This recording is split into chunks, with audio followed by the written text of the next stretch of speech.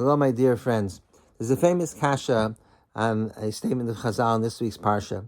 When Yaakov and Yosef are finally reunited after 22 years, the Chumash says, "Vayipol al tzavar v'yev." He fell on his shoulder and he cried.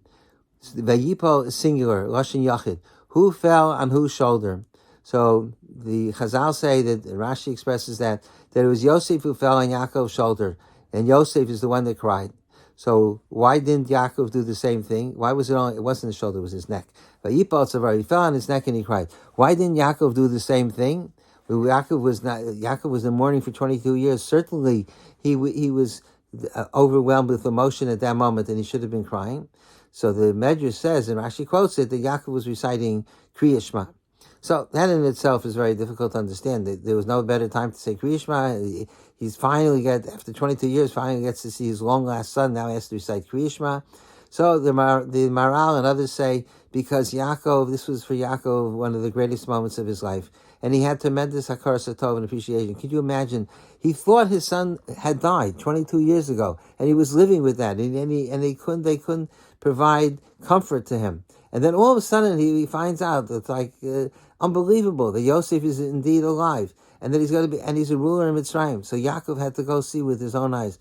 So therefore, Yaakov had tremendous hakar satov and love of Hashem, appreciation. He needed to have a way of expressing that. So he expressed that by saying Kriya Shema. That's how the Mefarshim explain this statement to Chazal.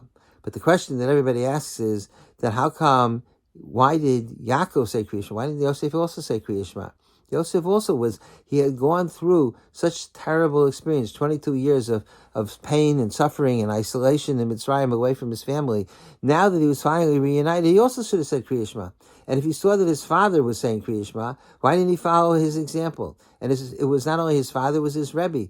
The Chazal say that Yaakov taught everything that he knew, all his Torah he taught to Yosef, Kiven Zekunim Hulo. So if Yaakov is both his father and his Rebbe, so if Yosef sees his father and his Rebbe was reciting Kriya Shema, so why doesn't Yosef do the same thing? So I heard from my Rebbe Rav Chaim Shmulevitz. No, I didn't hear. That's my next point. So that's the question. So I want to offer a suggestion to answer this question. So here's what I heard from my Rebbe Rav Chaim Shmulevitz, not on this question, but a different question. The Chumash is Vayera Elov. The Yosef appeared before Yaakov, Vayipol al tzavar v'yev, and he fell on his neck and he cried.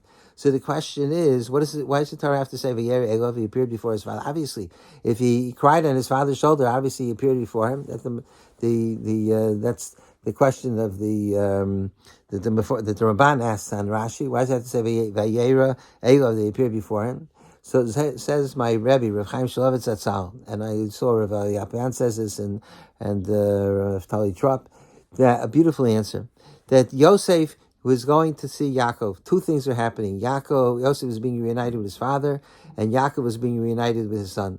So which goal did Yosef have in his mind? Which goal was more predominant? So the Chumash says Vayera Elov, that he appeared to his father to say that the only thing that Yosef was thinking about was his father's welfare. He didn't. The fact that for him it was a meaningful, important meaning because he was so lonely and isolated. That was not what he was thinking about. He was thinking about what was best for his father, and that's why the Torah says Vayera Elov, that he appeared before his father. It's a beautiful answer, but I have a question. A word or two later, after it says Vayera Elov, it says Vayipol al tzavara v'yev. He fell on his neck and cried. That was, for whose benefit was that? That was not for Yaakov's benefit. That was for Yosef's benefit. That was because Yosef was overwhelmed with emotion. So you see that it wasn't true that Yosef went to see his father just for his father's welfare. Yosef it had great meaning for Yosef as well. So how could you say that the Vayera Elov was because he was singularly concerned about his father? So I think the answer is that even the Vayipol al tzavar v'yev, the crying on his father's neck, was also for Yaakov's welfare. Because Yosef realized that his father, when he learned that Yosef was alive, he probably wondered, what does Yosef think about me? How does he feel about me? 22 years he's away, and he hasn't contacted me. And he's risen to a position of great prominence. Maybe he doesn't care about his old father in Eretz Yisrael. Maybe he's totally disconnected. Maybe there's no feeling left. And therefore Yosef, to dispel that, had to show his father, no, that's not the case.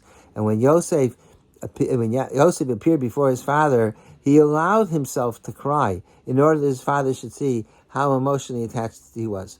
So it's the fact that he cried is a continuation of a Yer Elov. It's his way of appearing before his father for his father's welfare, to show his father how much he cared for him, and that's why he's crying at this moment of reunification. But not because he's concerned about himself, but because he's concerned about the welfare of his father. So that being the case, we could say, the reason why Yosef didn't say Kriya Shema was because if he would have said Shema, he wouldn't be able to cry. When you're saying Kriya Shema, you don't cry. So Yosef needed to cry, so that, like I said before, so that his father should know that in spite of the period of separation and isolation, Yosef was not disconnected from his father. So that for Yosef, that was more important at that moment, that Yaakov should know that his son had remained loyal. And therefore, maybe later on Yosef said Kriya Shema. But at that moment, Yosef had to say, you had to cry for his father. Yaakov didn't have to cry for Yosef. Yaakov knew that Yosef was aware that he was devoted to him. Why not? What should have changed? Yaakov stayed in Eretz Yisrael, and he thought he lost his son. And in fact, the brothers, they kept on telling Yosef that if Shimon doesn't come back, Yaakov will be destroyed because he already lost one son. So there was no need for Yaakov to demonstrate that he cared about Yosef. But Yosef, who became the grand ruler of Mitzrayim, and he was away for so many years, and he was in this position of prominence, maybe he no longer cared about his old father. That's why Yosef had to show, with his crying, that he still cared about his father. So what do we take away from here? What lessons could we learn? So I think there's a lesson as follows. I often edit writing in the OU, with the things that different people write, and one of the things that I find when I edit is that I'll ask people, I say, what's your point? What are you trying to say? And they'll say, well, this is what I'm saying. I mean this and this and this and that. I said, well, where does it say that?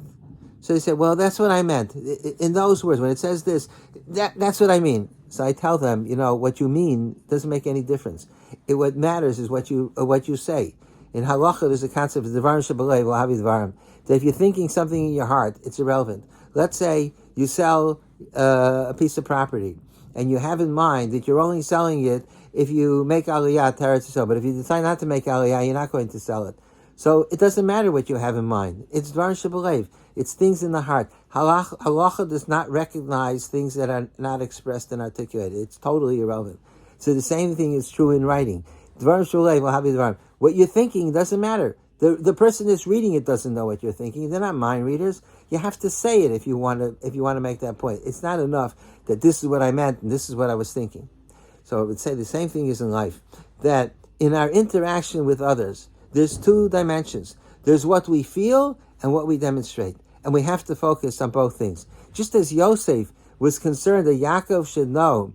At first it was Vayera because he appeared for Yaakov's benefit. But at the same time, he had to make sure that Yaakov knew where he stood. And that's why he cried on Yaakov's neck.